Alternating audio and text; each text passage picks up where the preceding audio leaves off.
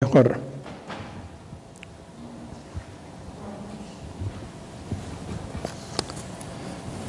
Quiero que tengan sus Biblias o Nuevos Testamentos abiertos en esta porción a la cual se dio lectura, porque quiero concentrarme o señalar algunas verdades que se encuentran en esa porción.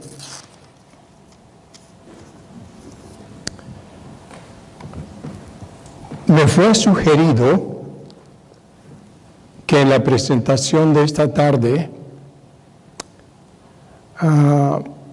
tratara de enfocarme sobre el tema de la iglesia. Entiendo que el pastor ha estado dando algunos de los mensajes relacionados a la iglesia, al tema de la iglesia. Así que acepté la sugerencia. Estaba trabajando en otro mensaje, pero decidí aceptar la sugerencia del pastor.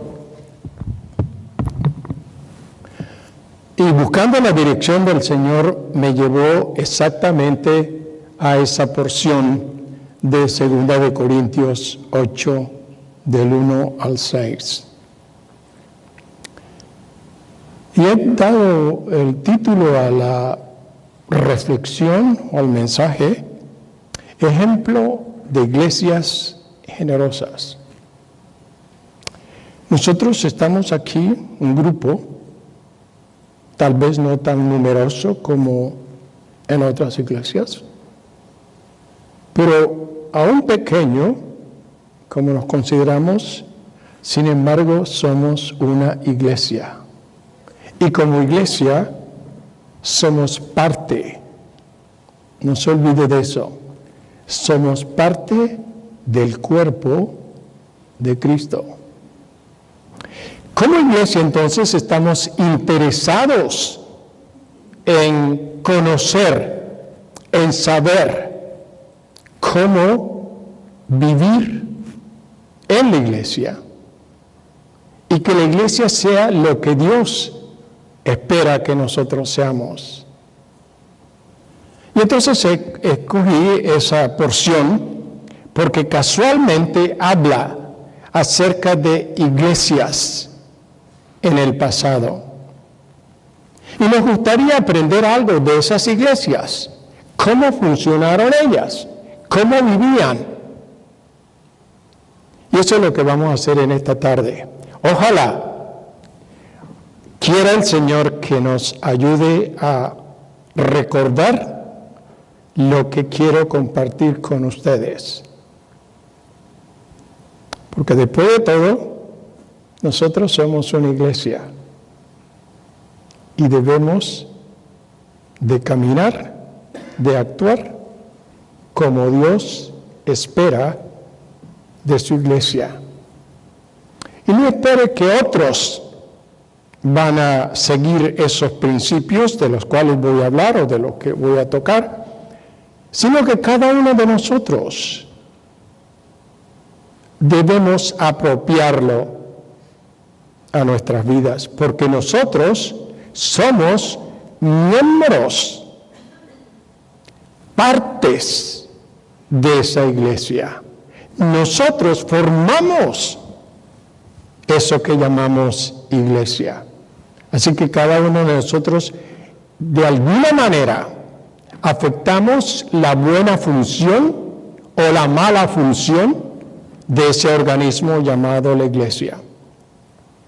Ahora quiero que miremos 3 cosas de esa porción que he escogido. Y ojalá que la grabemos bien. El punto 1 es la gran generosidad de las iglesias de Macedonia. De eso habla todo el pasaje.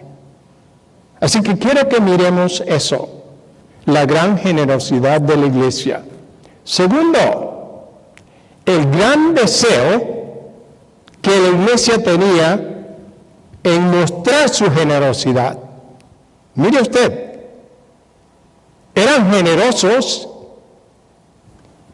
pero tenían un gran deseo de que esa generosidad se manifestara. Y por último, la clave o lo que estaba detrás de esa generosidad. 3 cosas. La generosidad, el gran deseo de participar con su generosidad y la clave detrás de esa generosidad. Bien, empezamos entonces con la gran generosidad. ¿En qué consistió esa generosidad? Bueno, consistió en querer ayudar a hermanos en términos económicos a la iglesia considerada como la iglesia madre que estaba en Jerusalén. Ahora, no sabemos la razón o razones por qué la iglesia madre, la iglesia en Jerusalén, se encontraba en esa condición de falta de recursos. Algunos sugieren algunas ideas. Voy a mencionar a lo menos 2 con relación a la iglesia en Jerusalén. El hecho de que gran parte de los creyentes eran obreros o artesanos, de tal manera que los sueldos, lo que ganaban, no era un sueldo fabuloso.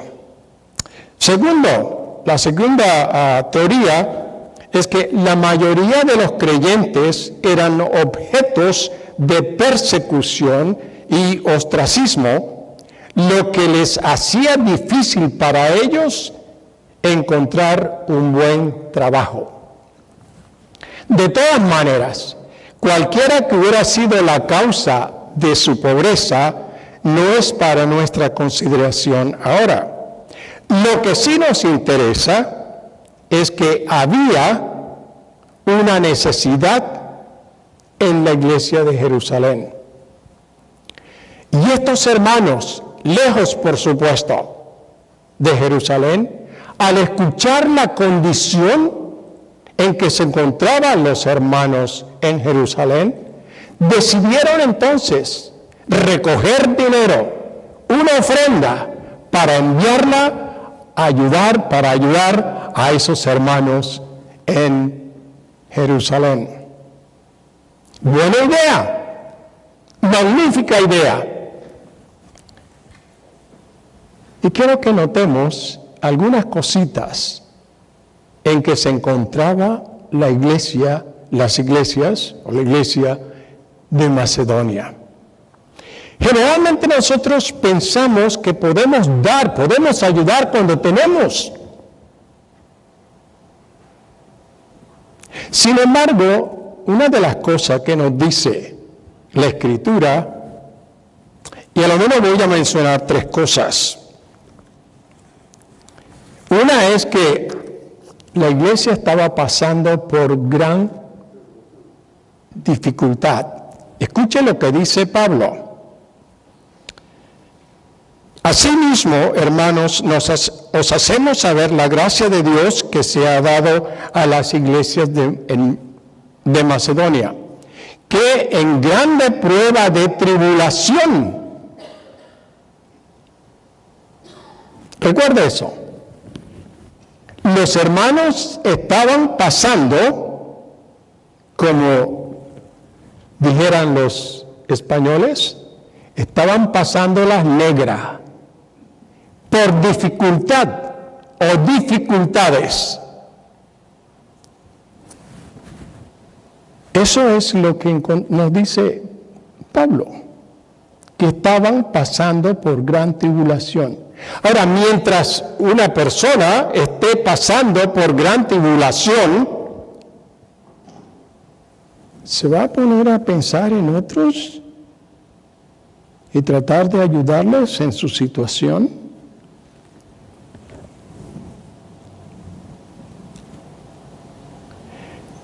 En la iglesia actual, la iglesia cristiana, No solamente me refiero a la iglesia aquí, en Mississauga, pero en términos generales, hay la tendencia de creer que la iglesia, que los cristianos, no debemos pasar por dificultades, por tribulaciones, que cuando aceptamos al Señor todas las cosas cambian. Y una de ellas es poder vivir una vida cómoda, tranquila, sin problemas. Hay una de las iglesias aquí en Toronto que tiene el lema de pare de sufrir. Una vez que la persona se ha convertido o llega a ser un cristiano, ya no va a sufrir más.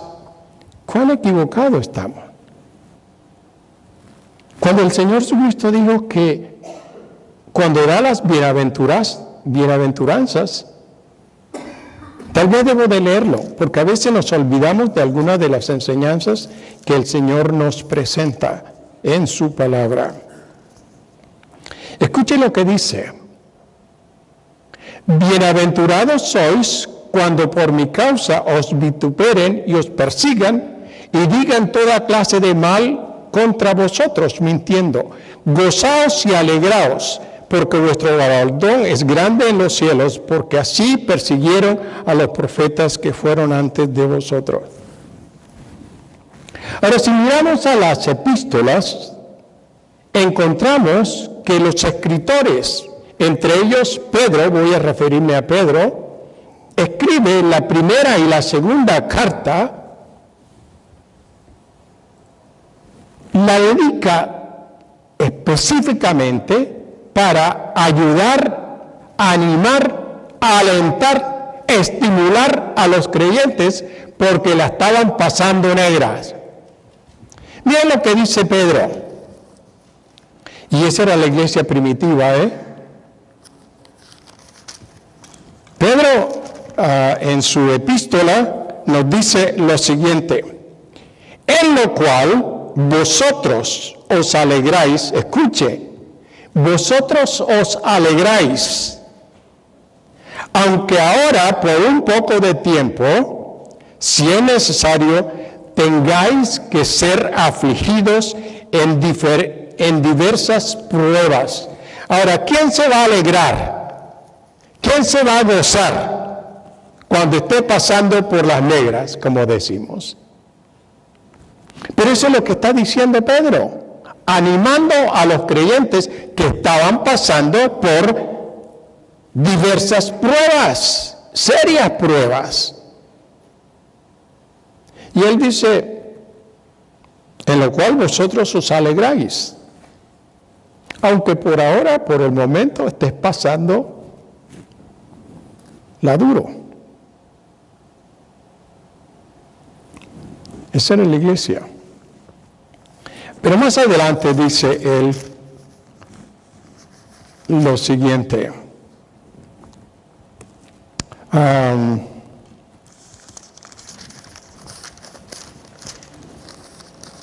ver si lo encuentro el último verso. No.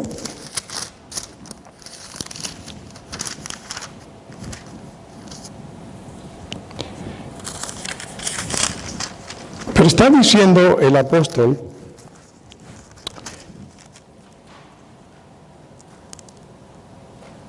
lo siguiente: pues qué gloria es si pecando sois abofeteados y lo soportáis, mas si haciendo lo bueno sufrís y lo soportáis, esto ciertamente es aprobado delante de Dios.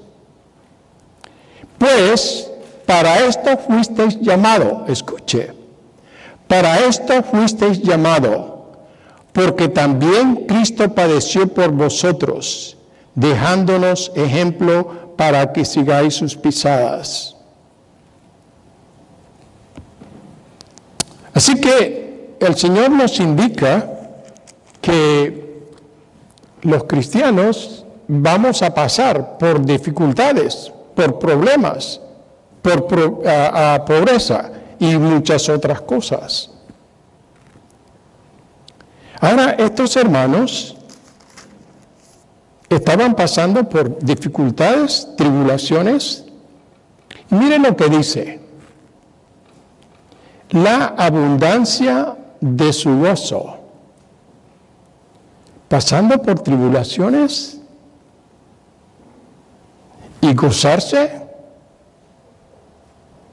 al estar pasando por situaciones tales. ¿Cómo es posible? Y más adelante les voy a indicar cómo es posible que eso suceda.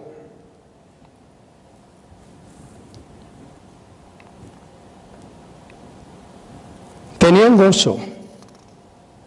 Los hermanos de Macedonia eran hermanos gozosos. Aprendieron a gozarse en medio de las situaciones adversas.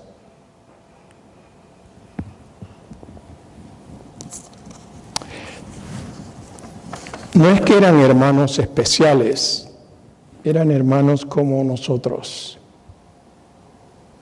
Pero hubo en ellos esta característica, que en medio de las pruebas, en vez de quejarse, en vez de reclamarle a Dios como algunos lo hacen, se gozaban, lo aceptaban. ¿Recuerda usted al apóstol Pablo? Dice en el libro de los Hechos que estando en la ciudad de Filipo, él y su compañero Silas fueron maltratados, fueron linchados, y después de darles una buena golpiza, los pusieron en la cárcel. Sin duda, sus espaldas todas rajadas, sangreando. Y sin embargo, nos dice el escritor que a medianoche, estando bien agarrados con las cadenas y los grillos, Pablo le dice a su compañero: ¿por qué no nos ponemos a cantar? En medio de la noche, en medio de un sufrimiento tan terrible que nosotros nos estaríamos quejando, pienso yo que yo estaría quejándome y pidiendo que me ayudara, que me aliviaran los males que estaba pasando, se ponen a cantar. ¿Cómo es posible tal cosa? Estos hermanos lo hicieron. Pablo lo hizo. Se gozaban en medio de las tribulaciones.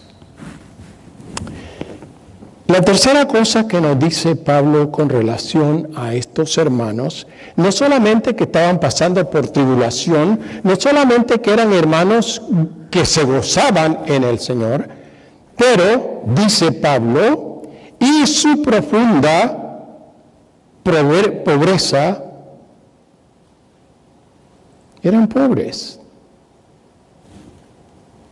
Y no una pobreza simple, porque Pablo indica que tenían una profunda pobreza. Quiere decir que eran pobres. Pobres de verdad.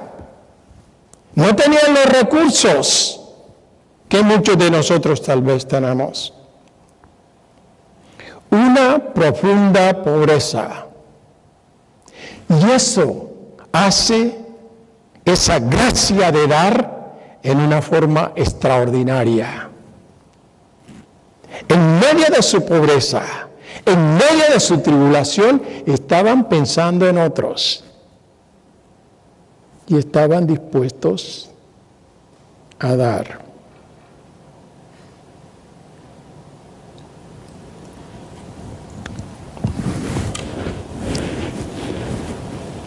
La pobreza no debe ser causa para no dar al Señor. Y se lo digo por esta razón. En el Evangelio de Marcos, capítulo 12, 41 a 44, el Señor estando en el templo, dice la Escritura, que observó a las personas depositar sus ofrendas en el templo.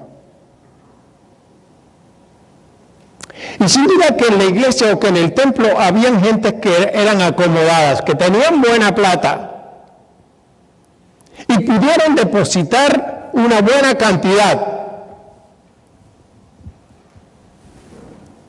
en el lugar de las ofrendas. Y allí se levanta una señora y deposita su ofrenda. Y el Señor dice que esa mujer tenía dos cualidades en ese momento. Una, que era viuda. Quería decir que no tenía apoyo de nadie. Una señora sola. La otra cosa que nos dijo el Señor es que era pobre, viuda y pobre, dos cosas. Cualquiera podría decir, bueno, en esa condición, ¿quién va a dar? ¿Y sabe una cosa para sorpresa nuestra? Que dijo el Señor preguntándole a los discípulos de toda esa gente que dio plata, que pusieron sus ofrendas, ¿quién dio más? ¿Y sabe lo que dijo el Señor? Esta mujer que tiró las 2 moneditas dio más. ¿Sabe por qué? Porque dio todo lo que tenía. Lo dio.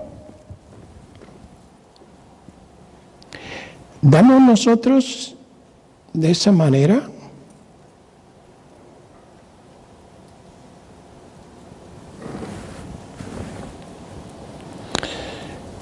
La segunda cosa o el segundo punto que les indiqué al principio es que tuvieron un deseo grande de querer participar,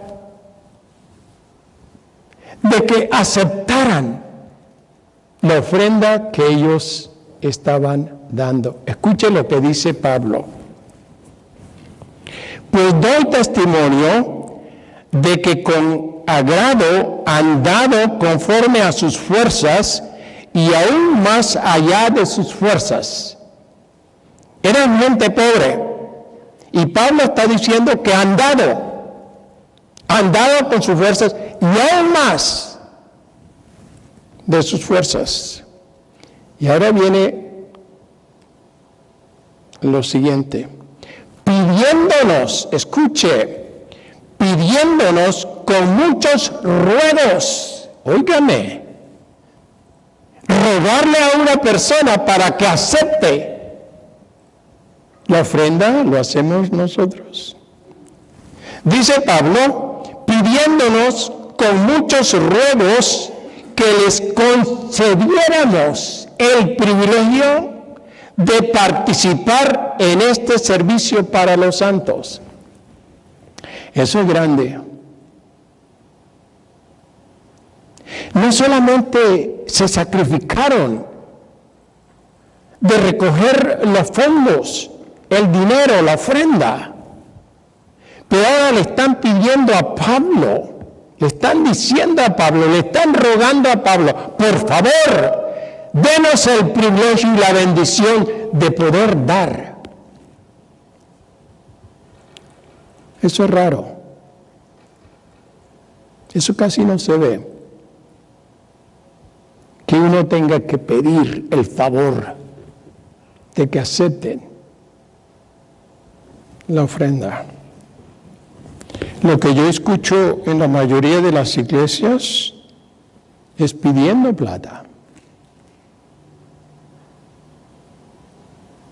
Y escucho a los pastores a veces diciendo, tenemos que dar más.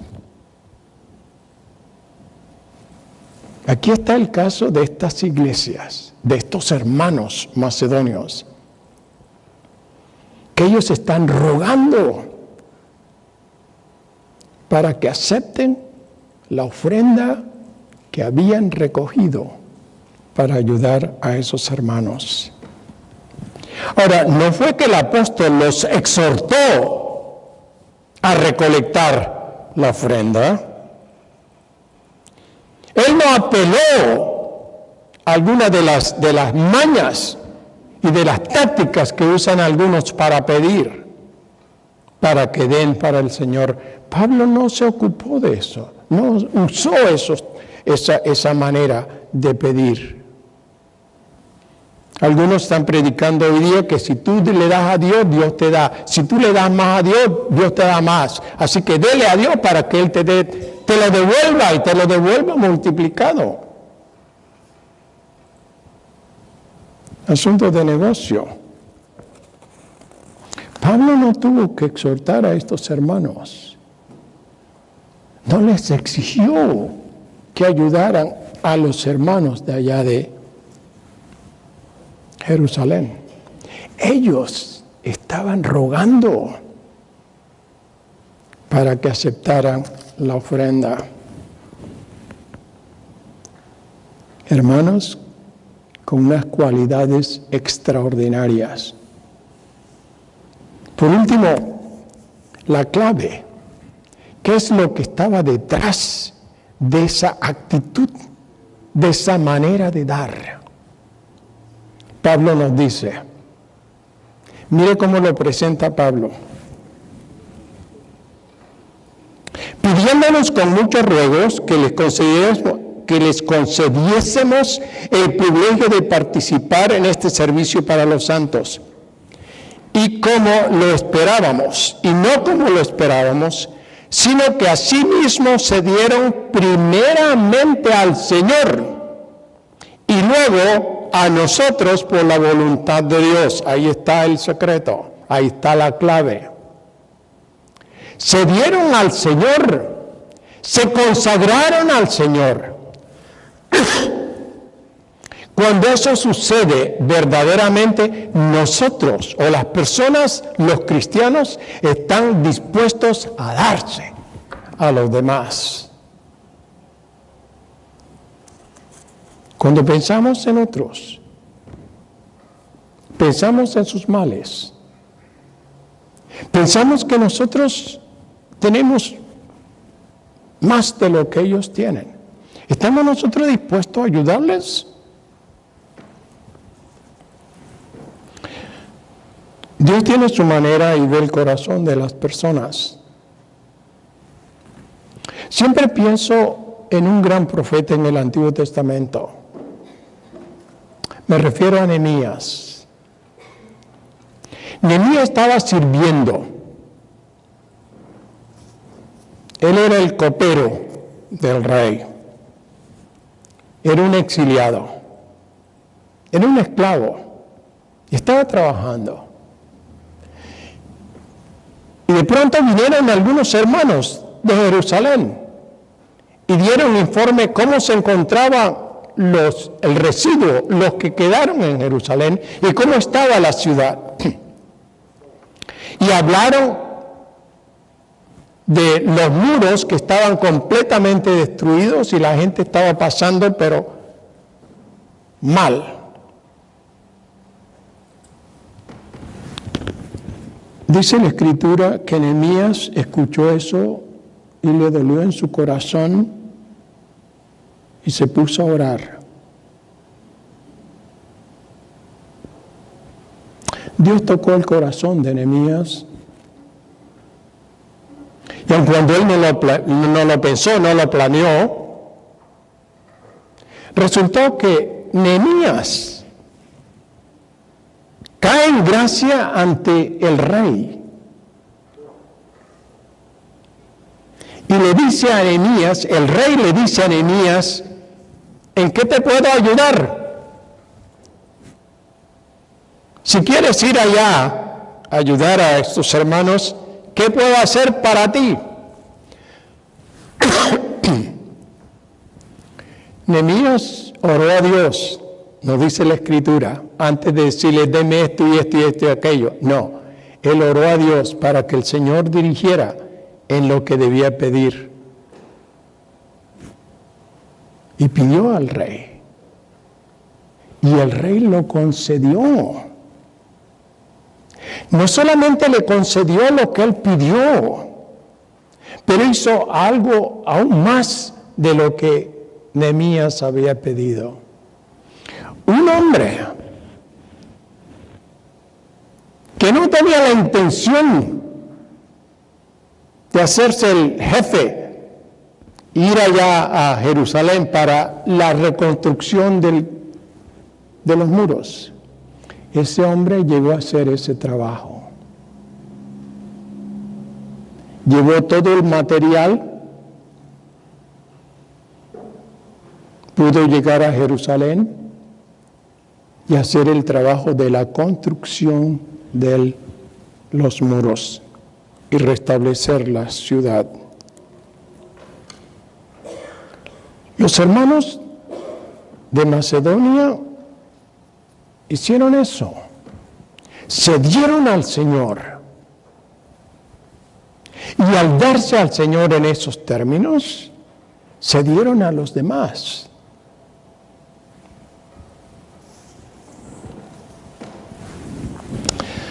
Y quiero concluir estos pensamientos con lo siguiente. Ahora que vivo en este país, veo la gran diferencia que existe entre estos países del norte, Canadá y los Estados Unidos. Son diferentes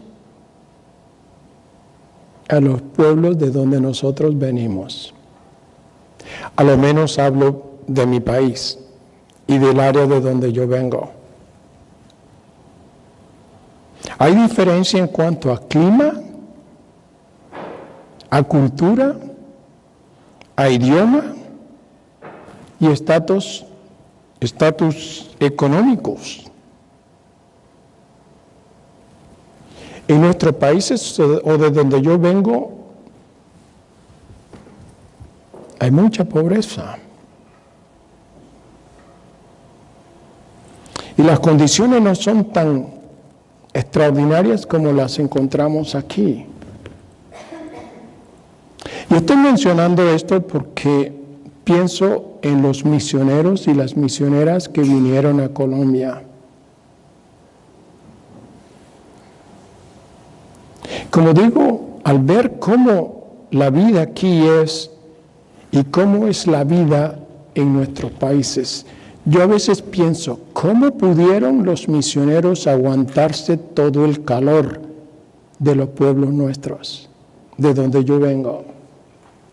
¿Cómo pudieron ellos aceptar vivir en la escasez como vivimos los colombianos en el área de donde yo vengo? Tener que luchar con el idioma tratando de expresarse, porque no hablaban el idioma nuestro, no.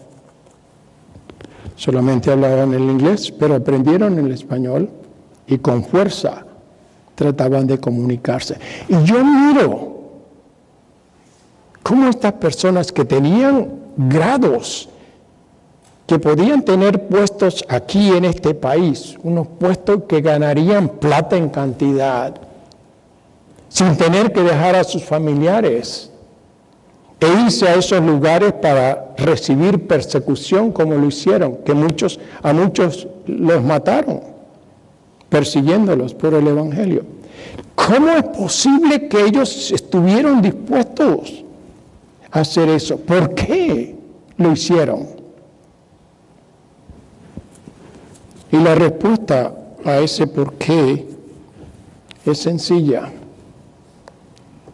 Lo que estos hermanos de Macedonia tenían, amaban al Señor, y al amar al Señor estaban dispuestos a darse. Y muchos de los que conocimos y con quienes trabajé se dieron a los colombianos, se identificaban con nosotros y nos ganaron para el Señor. Eso es lo que dice Pablo, que se dieron al Señor y luego a nosotros por la voluntad de Dios. La ofrenda fue recogida y Pablo aceptó el ruego de ellos y la ofrenda fue enviada a los hermanos en Jerusalén.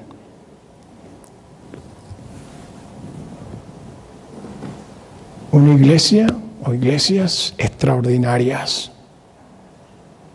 que tenían lo que nosotros no tenemos. Eran iglesias que pasaron por sufrimientos, por persecución, por tribulaciones, pero que tenían un gozo tremendo.